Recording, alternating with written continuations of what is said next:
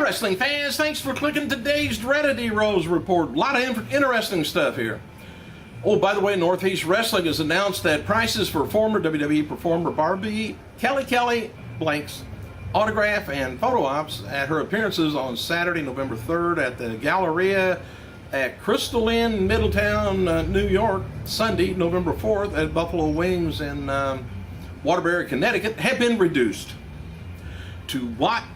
Let's find out. Autographs, photo ops are now $30, or save $10 by purchasing a combo pack. Boy, you talk about selling yourself. In addition to autograph and photo ops that are available for $25 that day, those have already been pre-ordered.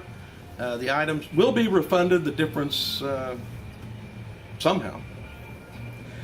Candone, formerly as known as Kenny or Kenny Dykstra in WWE, is now playing football with Nichols College after not playing since high school.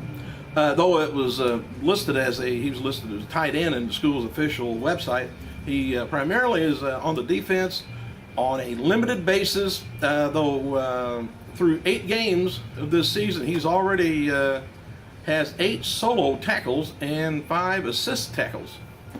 I don't know for sure how you assist the tackle, but I guess if the guy's already down, you just jump on him. Hey, on Twitter Thursday, John Cena responded to Vickie Guerrero's allegations that he had an affair with AJ Lee, which has led to the diminutive Diva stepping down from her post as general manager of Raw by the board of directors on Monday. And let you know for sure, she's not going nowhere. She's going to be there, the cute little thing. Anyway, she says, okay, excuse me, not going to go back and forth, or I'll leave it with this. You got proof of an affair with AJ Lee, and I show WWE, Cena wrote, response to Guerrero stating that day prior that his actions with AJ Lee is interesting to her. Just truly, she thinks it's sad that AJ Lee lost her job because allegations that is a big-time blunder by WWE, says bring back AJ Lee. And of course, there is a real going on between AJ Lee and John Cena, but who could blame him? And in response to Guerrero, well, Guerrero said, she will have proof on Monday's Raw, and wrote to Cena, ask you and you shall receive, tune in to Raw Monday, and I will have the evidence. She has pound-sized cougar in charge. WWE's creating a casting call now for you ladies out there, seeking women to apply to become female talent for WWE entertainment organization known as the Divas. Anyway, WWE is looking for women between the ages of 13, my fault. Ooh, between the ages of 18 and 30. I had the numbers a little bit reversed there. With charismatic personalities, beautiful faces, great bodies, resumes will be headshots, bikini shots are being requested. Which I've done that for years to everybody out there, and I never get anything. WWE wrestling experience was not mentioned in the casting breakdown, though. With that being noted, WWE's Divas instantly gain a huge fan base, travel the world, appear with on television with 600 million homes worldwide, and part in a multimedia shoot and charities. Or show up here at the store someday. Never know. Independent wrestler James Smith was among those evaluated by WWE officials at this week's television tapings. John Laurinaitis, hadn't heard anything from him for a while, who is currently recovering from shoulder surgery, is not expected to return to the road as WWE head producer until the end of the year. Big Show, by the way, is a superstar spotlight on WWE's website. Now, I mentioned this last week, or earlier in the week, about Mike Graham. A report released by the Daytona Police confirms that Michael Gossett, professionally known in wrestling as Mike Graham, was found dead lying face up in bed Thursday night in Armon Beach, Florida home from an apparent self-inflicted gunshot wound to the forehead. The 61-year-old was found dead by his wife with police and paramedics responding to a 911 call about 8:47 p.m. for a reported of a suicide. Graham's wife told police that the former wrestler had threatened to commit suicide frequently ever since his son committed suicide 2 years prior during Biketober.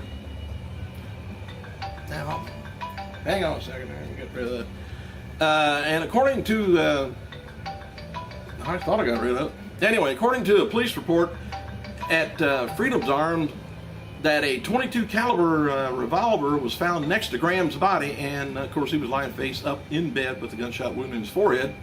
Police conducted a homicide investigation, which is standard in procedure in a case like that, and the ruling of homicide is expected to be determined. Graham's father, Eddie Gossett, famously known as Eddie Graham, an influential Florida wrestling promoter, also committed suicide by a self-inflicted gunshot wound to the head in January 21, 1985.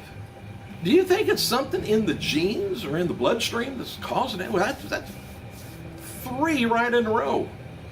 And you can see Graham on a lot of WWE's where they're going back in time with the championship wrestlings, how they started in different areas. They interviewed him quite a bit, but boy, it's got to take nerve.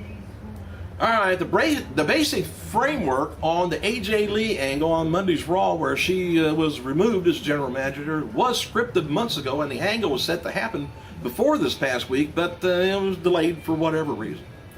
And there's a feeling AJ is going to shine more that now she's out of the general manager role. And what kind of a role has Vickie got? It ain't general manager. It's not permanent. It's this manager of something or other. But there's been talk that this would lead to Ric Flair coming in, and he's expected to return this Monday on Raw from Charlotte, North Carolina. But that's not been confirmed, though. Word is from WWE that at the beginning of the week that they would not touch Flair until they got the okay that it wouldn't hurt them in the lawsuit against TNA. They may have gotten the word already if Flair is returning this week, but some people were surprised by WWE holding off on Flair, for this long, and saying that the old Vince McMahon would have done what he wanted and not give a crap. Sue me. So anyway, as we noted before, old Mickie James, she filmed a music video for her single Somebody's Gonna Pay at the Red Rooster Bar in Nashville last Wednesday. And guess who was in it? Trish Stratus reveals on Twitter that she took part in the video shoot with Mickie, and the two fought each other in a bar scene. Had a little cat fight, bar fight. And picking back up where their famous, infamous, let's say, WWE feud went. TNA wrestler Magnus, who is Mickie James's real-life boyfriend, also appeared in the video. Trish reveals on Twitter that she hung out with Jeff Jarrett, who stopped by for the shoot, and Dixie Carter was also there, but apparently at a different time than Trish was there. Jack Swagger was taken off of WWE television, a few weeks ago because officials were going to repackage him and reportedly give him a push upon his return. And there's feeling that Swagger needed some time away because they'd beaten on him for a long time. So he needed to get a little refresher.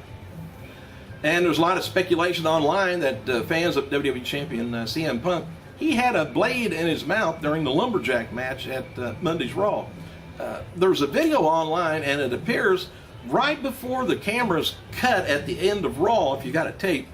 He spit something out of his mouth when he was on the ramp, and right as the Raw went off the air, and it looked like a blade, but he spit it out when him and Paul Heyman was getting ready to leave, and apparently he didn't get the chance to use it, unless he cut his tongue or something with it.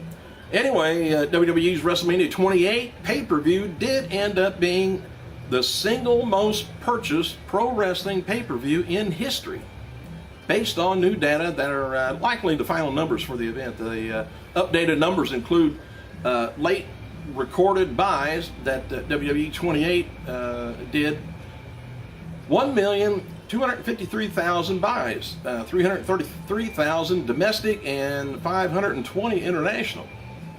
And the international number would be the all-time record by a significant amount. There's been several events over the past year that have topped the domestic one, though. 1,253,000 buys for WrestleMania 28, beat out 1,250,000 buys for WrestleMania 23 in 2007. That's where Trump was there, and I think Vince McMahon got a little trim job. I think he gets trim every once in a while myself. But anyway, technically, when it's all said and done, WWE is able to round up to about 1.3 million buys with the claim the biggest pay-per-view of all times.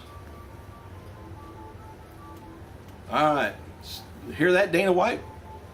WWE Rosa Mendez turns 33 years old, while ECW Originals Too Cold Scorpio turns 47. Perry Saturn turned 46.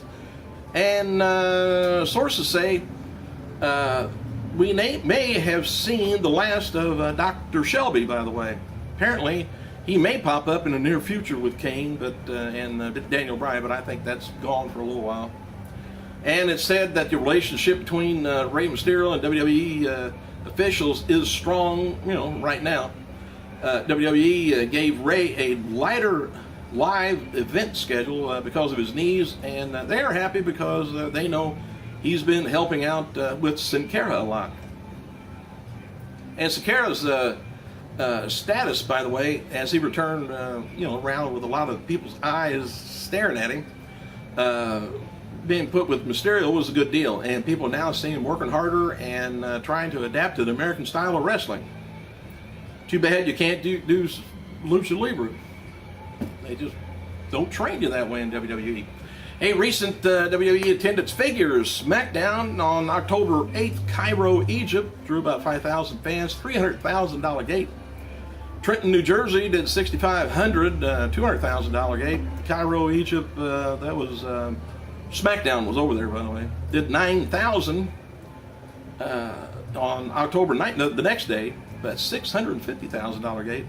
And Reading, Pennsylvania drew 5,000 for $160,000 gate. Another Cairo, Egypt, the next day drew 6,500 fans for a $300,000 gate. Hartford, Connecticut drew 6,000 for $150,000 gate on October 21st. Goldust continues to ask fans for their support, getting WWE to book Goldust versus Cody Rhodes for a match at WrestleMania 29. He's now campaigning for Dusty Rhodes to be special guest referee. Let's just get a family referee going, match going at WrestleMania. WWE Saturday Morning Slam drew its biggest audience to date, October 13th, with a 0.8 rating and 1.24 million viewers. And this is considered a major success for the Saturday morning program. That episode was highlighted by Sin Cara versus Jinder Mahal, Gabriel versus The Miz. Thanks for clicking.